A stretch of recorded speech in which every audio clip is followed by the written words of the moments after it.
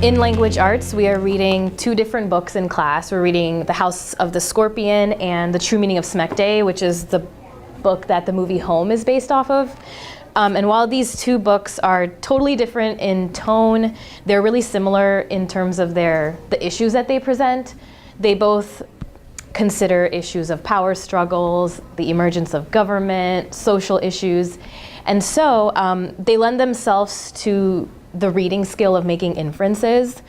So it's one thing to just understand what is happening in the book, and yet another to take text evidence and draw a conclusion about something the author hasn't stated.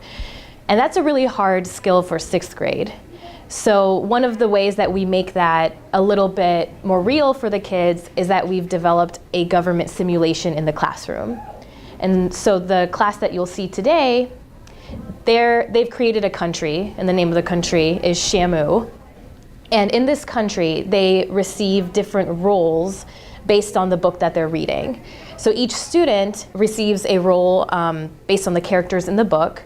And then throughout the week of class, I present to them different scenarios in which they have to make choices based on the characters that they are. And this all culminates into our court day. You're up, Kyle.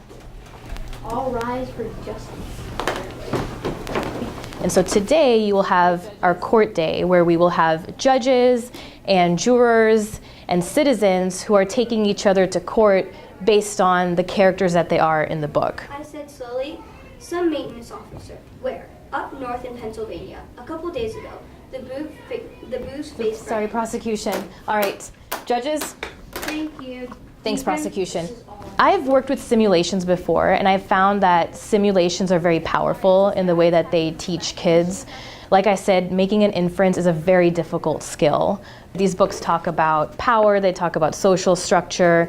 The characters in these books have different motives, they lie, and it's hard for the kids to grasp some of those concepts unless they practice making inferences, and that involves finding text evidence and supporting what they say. Smack is chasing J-Lo, and she gave us a good reason. She gave us a good reason. Because of J-Lo. When each student is assigned a different character in the book, I also give them something that I call a hidden agenda, which is like a secret plan or a secret motive that they have. And they have to behave and act according to that hidden agenda the entire week of class. And how does it affect you? How does it affect you? Kennedy? It affects your actions. It affects your actions. So now they're making inferences, and they are seeing different perspectives, but they can't tell each other why they're behaving the way that they're behaving. And that's it's a good way of practicing understanding relationships, understanding other people, and then applying that to reading. Before, but the move took her mom so she can tutor them. Because I give the students a hidden agenda, where I tell them that you have to behave in this manner, it's really uncomfortable for them. I've had kids say, oh my gosh, this is so uncomfortable, I can't do it. And then that's a conversation in itself, discussing how uncomfortable you are trying to take on a different perspective. But they are also given the opportunity to work together in groups. So you will see that students are taking each other to court in groups. 2 girls might stand up and provide evidence. We have found El Patron guilty. It's low risk. It's just to practice supporting our inferences.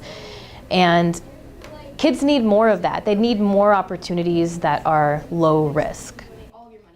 After the court day, we have a reading group, and that's where we really focus in on the skill that we are learning, which is making inferences right now. And we talk about how to write a paragraph about making inferences, and we learn how to analyze the text. So that's a lot more, those skills are far more concrete. So they're practicing making an inference before they have to actually go sit down and type out an essay related to that. What is the biggest hidden agenda of El Patron? The biggest? She knew he was strong enough to handle the poison, but El Patron is already... This project encourages collaboration, it involves creativity, There are students who are antagonists in the book, but I'm telling them that you need to defend yourself, even though it's very obvious that the antagonist is the bad guy in the book.